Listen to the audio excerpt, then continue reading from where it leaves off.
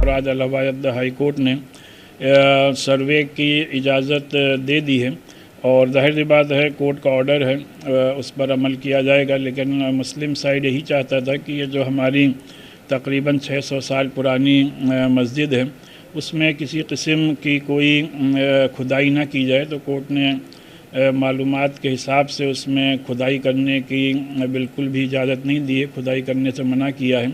और यानी यकीनी तौर पर मुस्लिम साइड के पास अभी ये एक ऑप्शन मौजूद है कि इस ऑर्डर को सुप्रीम कोर्ट के सामने चैलेंज किया जाए, जिससे कि कोई राहत मिल सके।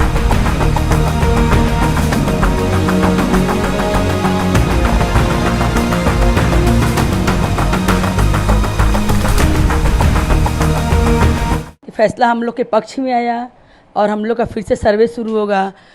जो साक्ष्य बाहर नहीं आया था अब वो साक्ष्य भी बाहर आएगा। सुनने में आया है कि सर्वे टीम पहुंच गया है और आज ही से शुरू होगा, सुनने में आया है।